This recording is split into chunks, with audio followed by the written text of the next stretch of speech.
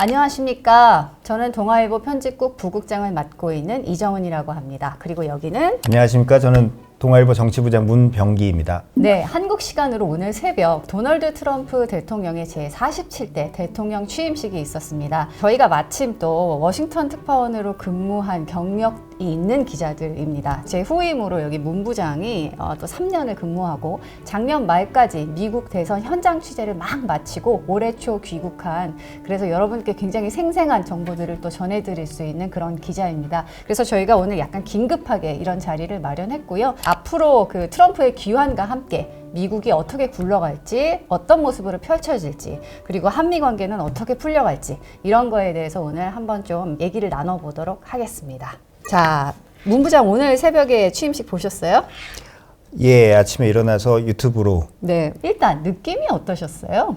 말씀하신 대로 제가 지난해 한 해 내내 대선 취재를 하면서 트럼프 대통령 유세를 참 많이 따라다녔거든요. 맞아요. 근데 보통 다른 정치인들은 이제 프롬프터, 이게 자막기라고 하잖아요. 이제 자막기의 연설을 많이 의존하는 편인데 트럼프 대통령은 1시간 반 동안 즉흥 연설을 많이 하는 편이어서 컨디션이 그대로 드러나는 경우가 굉장히 많습니다. 근데 오늘 연설을 보고 또 취임식들을 보다 보니까 트럼프 대통령이 굉장히 자신감이 넘쳐 보인다, 기분이 굉장히 좋아 보인다 하는 느낌이 먼저 들었었습니다. 왜 그 트럼프 취임식 사진 보면 일기 때는 그냥 약간 살짝 미소를 짓는 모습이었는데 이번에는 눈을 치켰든 머그샷 찍을 때 느낌이랑 굉장히 비슷하게 강인한 이미지를 약간 연출하는 그런 자신감, 이런 게 좀 보였던 것 같긴 해요. 취임사도 진짜 저는 약간 어마무시하다는 느낌?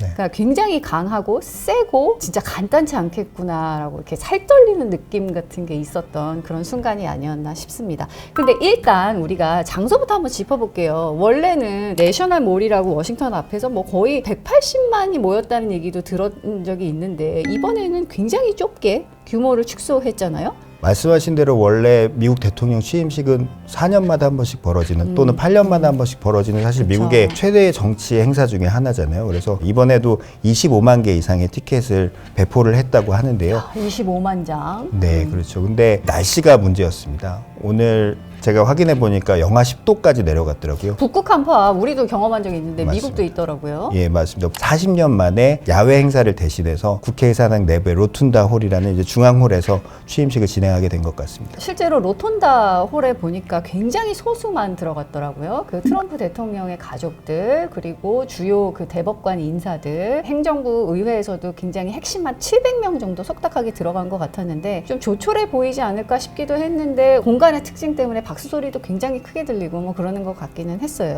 개인적으로는 어떤 느낌이 들었냐면요. 보통 트럼프 대통령 유세는 수만 명이 되는 트럼프 대통령의 빅팬들이 가득 채우기 마련이거든요. 이번에도 캐피탈 원 아레나에서는 트럼프 대통령의 팬들이 한 2만 명 내지 3만 명이 지금 가득 들어차 있다고 하고, 거기서 실시간으로 지금 트럼프 대통령의 취임식을 보고 있었던 상황이었는데요. 반면에 로툰다홀에는 VIP들, 특히 민주당 인사들도 참여를 했기 때문에 상대적으로 조용한 모습을 보였는데, 트럼프 대통령이 이번 취임사에서 민주당 또 바이든 행정부에 대한 정책을 많이 비판하기도 했거든요. 그래서 미국 우선주의를 펼치고 바이든 대통령의 정책을 뒤집겠다라는 선언을 하는 걸 보고 상대적으로 조용한 관객들을 보면서 마치 점령군 같은 느낌도 받을 수 있었습니다. 그건 굉장히 중요한 지적이네요. 실제로 굉장히 약간 엄숙하고 품격 있고 고급스럽다는 느낌도 있었는데 그만큼 메시지가 좀 더 강렬하게 느껴지지 않았나.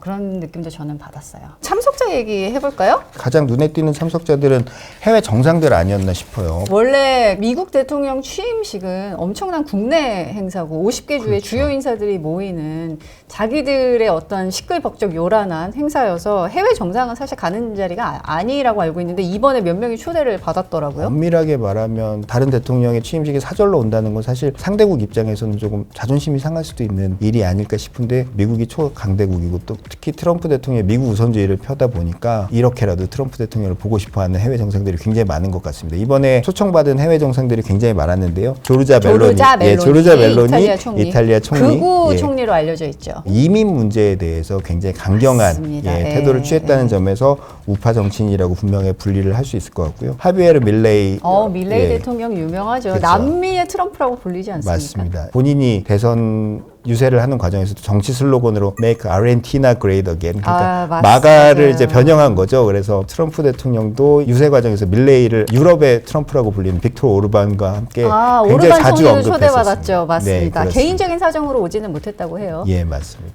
빅테크라고 하죠. 그러니까 주요 기술 기업 CEO들 참석도 굉장히 눈에 띄는 포인트였는데 포브스에서 매년 선정하는 세계 갑부 순위가 있는데요. 여기서 1위부터 3위까지가 일론 머스크, 제프 베이조스, 그다음에 네, 마크 저커버그 이렇게 세 명인데 메타. 예, 이 세 명이 다 사실 트럼프 대통령 취임식에 참석을 했거든요. 특히나 말씀하신 대로 일론 머스크 같은 경우는 지난해 대선 과정에서 공개적으로 트럼프 대통령을 지지를 했고 굉장히 많은 돈을 트럼프 대통령 유세에 쏟아부은 걸로 알려져 있습니다. 하지만 이제 마크 저커버그나 제프 베이조스는 사실 트럼프 대통령이랑 조금 악연이 있기도 하거든요. 트럼프 대통령이 공개적으로 비판한 적도 많이 있었고요. 슈쇼즈라고 틱톡의 CEO가 이번에 참석을 하는 것도 되게 흥미롭다고 생각했었어요. 왜냐하면 틱톡이야말로 트럼프 일기 때부터 틱톡을 통해서 중국에 미국 정보가 넘어간다고 의회에서 굉장히 세게 규제를 걸었고, 심지어 이번에도 작년에 통과된 법 때문에 이제 서비스가 중단될 위기였잖아요. 근데 이제 트럼프 대통령이 작년에 이제 대선 유세를 치르면서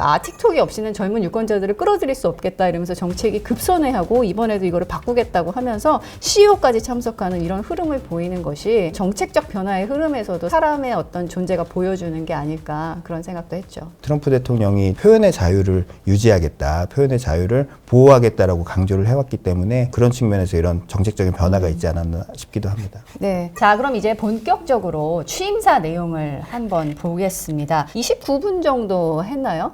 예, 29분 했다고 하고요. 그래서 어떤 의미에서는 메시지가 굉장히 좋게 말하면 명확하게, 또 나쁘게 말하면 정말 대놓고 노골적으로 미국이 가고자 하는 방향, 미국 우선주의, 우리가 보통 신고립주의와도 맞닿아 있다고 하는 그거를 얘기를 하는 것 같았는데, 시작부터 그랬잖아요. I simply put America first. 아주 단순하게 미국을 딱 최우선에 놓겠다, 이렇게 시작을 했단 말이에요. 그리고 골든 에이지, 미국의 황금기가 이제 시작이 됐다, 이렇게 얘기를 했습니다. 저는 일단 총평부터 말씀드리면 보통 트럼프 빙 트럼프라고 하잖아요. 트럼프가 트럼프했다. 이번 취임사를 보면서 가장 먼저 들었던 느낌은 그게 아니었나 싶습니다. 크게 두 가지 면이었는데요. 먼저 말씀하신 대로 취임사의 시작을 미국의 황금기는 지금부터 시작됐다. 우리는 강한 미국을 재건하기 위해서 위대한 4년의 문턱에 서 있다라고 선언하면 시작을 하거든요. 더 강력한 미국 우선주의를 펴겠다라고 선언을 한 것으로 볼 수 있을 것 같아요. 두 번째로는 바로 이 선언 이후에 바이든 행정부를 강하게 비판합니다. 저도 그거 봤어요. 바이든 행정부가 그동안 4년 동안 펴왔던 정책을 배신이라고 설명을 하거든요. 바로 옆에 바이든 대통령이랑 대선에서 경쟁했던 그쵸. 카말라 해리스 부통령이 옆에 있었는데 두 사람의 얼굴이 굳어지는 표정이 실시간으로 중계되기도 했었습니다. 우르르 일어나서 기립박수를 치는 장면이 몇 번 나왔는데, 굉장히 뜨겁다고 반응이 느껴진 부분이 그 남부 국경 문제였어요. 남부 국경의 불법 이민자 문제를 해결하겠다는 얘기는 이미 여러 번 해왔지만, 시작부터 국가 비상사태를 남부 국경에 선포하겠다, National Emergency를 선거하겠다고 하는 순간 모두가 다 일어나서 기립박수를 치는 거예요. 이 문제에 대해서 미국 그 주류가 느끼는 문제가 이 정도였던가 싶기도 했고, 그러면서 이제 하는 얘기가 모든 불법 입국의 경로를 즉시 막아버리겠다, 그거를 위해서 군대를 투입하겠다, 이렇게 얘기했는데 또 거기서 막 기립박수가 일어나더라고요. 이번 대선을 거치면서 느끼기에는 이민자 문제는 이제 미국 정치권에 어느 정도 컨센서스가 이루어져 있다라고 좀 볼 수 있지 않을까 싶습니다. 사실은 트럼프 대통령 1기 때 최대 공약 중에 하나가 남부 국경을 세우겠다는 거였는데, 바이든 대통령이나 민주당에서는 굉장히 비판을 많이 했었잖아요. 근데 불법 이민자들이 많이 늘어나면서 흑인이나 히스패닉 일자리들을 많이 뺏어갔고요. 이것 때문에 바이든 대통령이 히스패닉, 특히 젊은 남성들의 표를 많이 잃다 보니까 불법 이민자 문제에 대해서 더 강경하게 대응해야 되겠다라는 판단을 내렸던 것 같고요. 이런 점들이 트럼프 대통령의 취임사에도 그대로 반영이 되고, 말씀하신 대로 현장에 있었던 민주당 정치인들도 일어나서 기립박수를 쳤던 원인이 아닐까 싶기도 합니다. 예. 하나만 더 취임사에서 제가 핀포인트를 하고 싶은 부분은 인종 다양성 문제예요. 우리는 컬러 블라인드가 될 것이다. 유색 인종이나 어떤 피부색에는 신경 쓰지 않겠다. 그리고 메리트 베이스가 될 것이다. 그러니까 능력주의, 극단의 능력 우선주의를 얘기하는 건데 우리 이제 DEI라고 하죠. 포용성, 다양성 이런 바이든 행정부가 되게 중시했었던 정책은 이제 사실상 버리고 능력주의 중심으로 가겠다고 하는 건데 사실 이게 말이 능력주의지 잘못하면 백인 중심, 주류 중심 이렇게 될 수도 있는 거잖아요. 실제로 지금 트럼프 행정부 2기의 장관 개각 그 명단을 보면 3명만 지금 비백인이고 나머지는 전부 다 백인으로 깔려서 1기 때보다는 그나마 나아졌다고 하는데도 다양성 측면에서는 굉장히 좀 후퇴를 한 게 아닌가. 트럼프 대통령이 이렇게 얘기를 해요. 우리는 only two gender가 있다. 메일과 피메일, 여자랑 남자밖에 없다. 그러니까 그 나머지 조건은 이제 생각하지 않겠다. 이런 부분에 있어서도 미국의 다양성이나 이런 문화에 있어서는 상당한 변화를 예고하고 있겠구나. 이런 생각을 저는 좀 했습니다. 성별 다양성을 인정해주고 인종적 다양성, 거기에 따른 억압된 경험들을 인정해줘야 된다라는 어떤 진보적인 움직임을 워크 운동이라고 했는데 안티 워크, 그러니까 반 워크 움직임들이 좀 보수 쪽에서 특히 공화당을 중심으로 해서 강하게 일었었고요. 이런 점들이 반영이 돼서 트럼프 대통령의 유세 때마다 트랜스젠더 문제, 성적 정체성 문제, 다양성을 어디까지 인정해줘야 되느냐에 대해서 굉장히 많이 거론을 했었고 그게 또 지지자들에게 굉장히 많이 소구했던 포인트가 아니었나 싶습니다. 또 한 가지 제가 주목했던 건 뭐냐면 이 말 끝에 오늘로 끝낼 거야. 오늘 당장 이제 없어질 거야. 오늘로 폐쇄할 거야. 오늘로 문 닫을 거야. 내일부터 시작될 거야. 이런 식의 발언들이 되게 많아요. 그런 표현이. 트럼프 대통령이 그 전날 얘기했던 게 역사적인 강도, 역사적인 속도로 하겠다. 한마디로 몰아치겠다는 거잖아요. 강도나 속도의 문제에서는 트럼프 1기와는 비교하기 어려울 것 같은 느낌을 많이 받습니다. 대선이 되고 나서 미국의 여러 전문가들과 인터뷰를 했었는데 가장 재밌었던 표현이 데니 러셀 전 국무부 동아태 차관보가 네. 했던 표현인데요. 트럼프가 만약에 혼란을 가져온다면 트럼프 2기의 혼란은 트럼프 1기의 제곱 또는 세제곱이 될 거다라고 제곱, 표현을 세제곱. 했었는데 오늘만 해도 취임사부터 어떤 행정명령, 어떤 정책을 펴겠다라고 아주 자세하게 명확하게 얘기를 하잖아요. 트럼프 대통령이 과거에 취임 첫날만이라도 나는 독재자가 되겠다라고 표현한 적이 있었거든요. 만약에 이런 어떤 정책들이 혼란을 불러온다면 그 혼란도 1기 때보다는 클 수밖에 없지 않을까 싶습니다. 한국이 진짜 준비가 잘 되어 있어야 될 것 같습니다. 네. 정치부장님 앞으로 할 일이 많으시겠습니다. 마지막으로 우리가 그래도 꼭 이 시점에서 짚고 가야 될 거 있습니다. 결국은 뭐 미국 사정이야 미국인들이 알아서 할 것이고 트럼프 2기 행정부의 외교안보 정책이 1기와 어떻게 다르고 그것이 또 어떻게 우리한테 영향을 미칠까 이 얘기를 조금 하고 넘어가야 될 것 같은데 영토 팽창주의 얘기 한번 해볼까요? 오늘 또 파나마랑 멕시코만 얘기 다시 하던데 이번 취임사가 지난번 1기 취임사와 가장 다른 점 중에 하나가 트럼프 대통령이 본인이 무엇을 하겠다라는 걸 굉장히 자세하게 구체적으로 어떤 행정명령을 어떤 정책을 펴겠다라는 걸 쭉 열거를 했다는 점인데요. 마지막 부분에 이 외교정책과 관련돼서도 파나마 운하를 넘겼는데 이게 지금 중국에 의해서 운영되고 있다. 그러므로 이걸 우리가 미국이 다시 찾아와야겠다라고 명확하게 언급을 했거든요.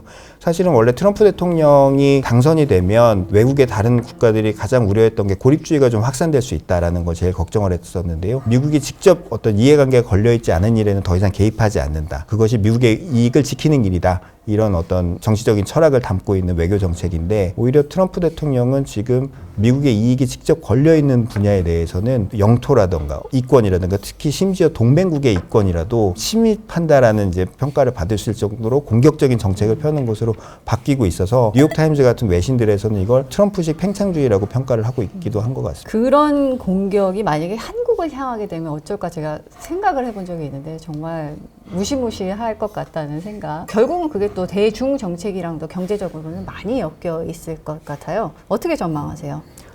중국 관계는 일단 좀 더 지켜봐야 될 것 같습니다. 원래 트럼프 대통령의 대선 공약 중에 대중 공약에 대해서는 굉장히 강경한 것들이 많았거든요. 예를 들면 중국에 대해서는 무역 최애국 대우를 철폐하겠다. MFN이라고 예, 하죠. 그렇죠. 중국산 제품 수입도 단계적으로 중단하겠다고 했었고요. 사실상 이런 것들이 어떤 중국과의 경제 디커플링으로 가는 거다라는 게 많은 전문가들의 예측이었습니다. 그런데 트럼프 대통령의 외교의 가장 큰 특징은 사실 거래적이다. 라는 거거든요. 트랜섹셔널 그렇죠. 이런 너무 많이 들었어요 그 단어. 예, 네. 근데 지금 트럼프 대통령이 중국에 대해 보이고 있는 모습도 다분히 그렇지 않나 싶습니다. 취임하자마자 100일 이내에 시진핑 주석과 회담을 갖고 싶다라고 얘기를 했고요. 또 시진핑 주석이 초청장을 보내기도 하고 한정 부주석, 사실상 중국에서는 의전상으로는 서열 2위거든요. 중국에서도 한정 부주석을 지금 미국으로 보내서 트럼프 2기의 가장 핵심 인사라고 할 수 있는 일론 머스크 또 제이디 벤스 부통령을 직접 만나기도 했습니다. 100일 이내에 시진핑 주석과 만약에 회담이 성사된다면 미국이 지금 우위일 때, 내가 지금 가장 지지율이 높을 때 중국과 협상을 해서 최대한 많은 걸 얻어내겠다라는 어떤 보관을 갖고 있는 게 아닌가 싶고요. 미중 무역 협상이라던가 또 안보 관련된 어떤 협상들이 이루어지면 한국에도 아주 직접적으로 영향을 미칠 것으로 보입니다. 그렇습니다. 또 우리는 비핵화라든지 트럼프 대통령과 김정은 정상회담이 또 이루어질지 뭐 이런 부분도 사실 궁금하기는 해요. 그리고 주변에서 굉장히 전문가들이 계속했던 얘기가 이번에는 비핵화 목표는 상당 부분 후퇴할 수밖에 없을 것이다. 결국은 핵 동결 이라든지 핵무기 감축 이런 수준까지 가지 않겠느냐 이런 우려들도 많이 하고 그 과정에서 한국은 패싱당할 가능성이 아주 지금 높아져 있는 상태죠. 심지어 우리는 지금 정상이 없는 정상 공백 사태가 있기 때문에 북한과 미국이 직접적으로 거래를 해버리면 거기서 우리의 정책, 우리의 입장 이런 거를 낼 수 있는 여지는 굉장히 좁아지지 않을까 하는 우려도 있거든요. 사실 트럼프 대통령이 취임하게 되면 한국에 미칠 영향 중에 가장 우려됐던 것들은 방위비, 주한미군 방위비 증액, 동맹 이슈가 있죠. 그렇죠. 그다음에 관세 인상 뭐 이런 것들이었죠. 근데 네. 사실 지금 어떤 트럼프 대통령이 보이고 있는 외교 행보들을 보면 북미 정상회담에 관심을 보인 건 아주 주지의 사실인데요. 예를 들면 지난해 7월에 공화당 전당대회 때 딱 2명의 해외 정상 이름을 언급했거든요. 한 명이 유럽의 트럼프로 불리는 빅토 오르반, 또 한 명이 북한 김정은 국무위원장이었습니다. 그러면서 김정은 국무위원장도 나를 그리워할 것 이러면서 본인이 취임하고 나면 김정은 국무위원장과 회담을 갖겠다는 아주 강한 의지를 보였었는데요. 대선 이후에 인수위원회 과정에서도 트럼프 대통령이 직접 김정은 북한 국무위원장에게 대화를 제의하는 행보를 보일 수 있다는 관측이 인수위원회에서도 흘러나오기도 했었습니다. 근데 이게 한국에 어떤 영향을 미칠 것이냐라고 볼 때는 트럼프 대통령이 1기 때 2차례 북미 정상회담을 가졌잖아요. 그때 목표는 사실 CVID니까 검증 가능한 그렇죠. 그리고 되돌릴 수 없는. 그렇죠. 근데 이 목표에는 실패했던 거잖아요. 근데 트럼프 대통령은 대선 유세 과정에서도 북미 정상회담은 성공했다라고 주장을 했거든요. 성공했다고 주장했던 근거는 그래도 내가 회담을 했기 때문에 북한이 더 이상 도발을 하지 않았다. 미사일과 핵실험을 더 이상 하지 않았다. 이런 논리였었는데 이 논리를 대선 과정에서도 그대로 반복했습니다. 우리 입장에서 보면 사실 북한은 핵을 가지고 있고 한국은 핵을 가지고 있지 않은 상황에서 북한이 도발만 하지 않으면 미국이 정책적으로 성공하는 것이다 라고 미국의 대북 정책의 목표가 바뀌게 되면 한국으로서도 굉장히 큰 영향을 받을 수밖에 없지 않을까 싶습니다.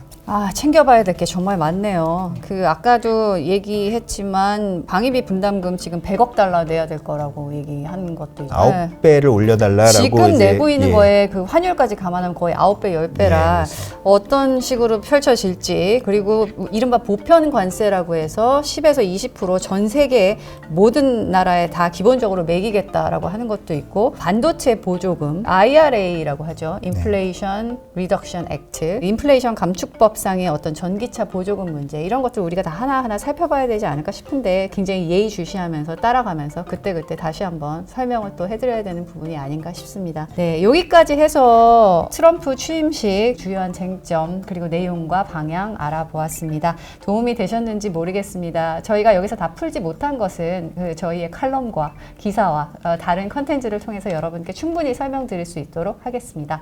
감사합니다. 인사 같이 하실까요? 감사합니다.